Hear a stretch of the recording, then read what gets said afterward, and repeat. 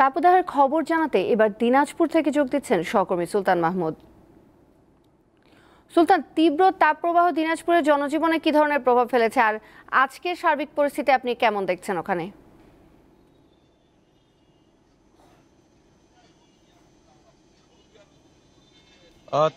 তৌসিয়া, আপনি জানেন গত কয়েকদিন ধরে দিনাজপুরের উপর দিয়ে যে তীব্র যে আহ, তাপদাহ সেটি কিন্তু শুরু হয়ে গেছে। আমরা আজকে সকালেই দেখেছি যে সূর্যের যে চোখ রাঙানো মনোভাব সেটি কিন্তু সেই সূর্যের চোখ রাঙানো মনোভাব দিয়ে উঠেছে এখন সকাল 10টায়।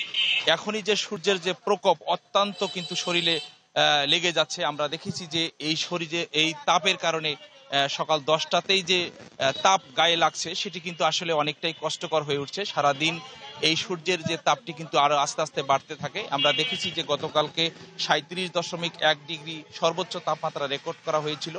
আজকেও কিন্তু হয়তো বা আর একটু বাড়তে পারে বলে আবহাওয়া অফিস আমাদেরকে জানিয়েছে। তবে এই তীব্র যে তাপদাহের কারণে জনজীবন অনেকটা বিপর্যস্ত অবস্থার মধ্যে রয়েছে। আমরা দেখেছি যে সাধারণত যারা খেটে খাওয়া মানুষ, একেবারেই অটো চালক, রিক্সা চালক এবং কৃষি শ্রমিকেরাই কিন্তু বেশি ক্ষতিগ্রস্ত হচ্ছে। আমরা দেখেছি যে কৃষি শ্রমিকেরা কিন্তু মাঠে এই তীব্র রোদের কারণে কৃষিকাজও তেমন করতে পারছে না, যার ফলে তাদের কিন্তু পরিবার পরিজন অনেকটাই কষ্টের মধ্যে রয়েছে। কিছুক্ষণ কাজ করার পরেই সাধারণ মানুষ, একেবারে খেটে খাওয়া মানুষ যেগুলো রয়েছে, তারা কিন্তু ক্লান্ত হয়ে পড়ছে। এবং রাস্তার পাশে বিভিন্ন রকমের যে ফলের দোকানগুলো কিন্তু রয়েছে এবং বিশেষ করে ডাবের পানি থেকে শুরু করে আখের রস, এই সমস্ত অনেকেই কিন্তু তৃষ্ণার্ত হয়ে এগুলো খাচ্ছে। পাশাপাশি আমরা দেখেছি যে হাসপাতালগুলোতেও কিন্তু রোগীর সংখ্যা অত্যন্ত বেড়ে গিয়েছে। আমি গতকালকে দিনাজপুরের মেডিকেল সার্জনের সাথে কথা বলেছিলাম। তিনি আমাদেরকে জানিয়েছেন যে দিনাজপুরে প্রতিটি হাসপাতালে প্রায় 20% কিন্তু ডায়রিয়া, সর্দি, জ্বর, কাশি এবং পানি শূন্যতা যে রোগগুলো রয়েছে এইটি কিন্তু রোগীর সংখ্যা বৃদ্ধি পেয়েছে। বিশেষ করে শিশু রোগীর সংখ্যা বৃদ্ধি পেয়েছে।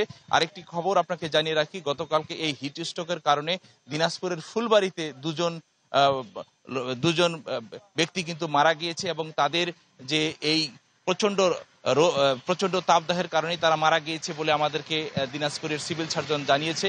পাশাপাশি দিনাজপুরের বিভিন্ন হাসপাতালগুলোর পাশাপাশি স্কুল কলেজগুলোতে আপনি জানেন যে বন্ধ ঘোষণা করা হয়েছে। তারপরেও যে স্কুলগামী বিশেষ করে যে কোচিং সেন্টারগুলো কিন্তু চালু থাকার কারণে ছোট ছোট বাচ্চারাদেরকে আমরা দেখেছি যে এই রৌদ্র উপেক্ষা করে তাদেরকে কিন্তু কোচিং সেন্টারগুলোতে পাঠানো হচ্ছে। এবং এই পরেও কিন্তু দিনাজপুরে যে আম লিচুর যে বিষয়টি রয়েছে, এই গুটিগুলো কিন্তু এই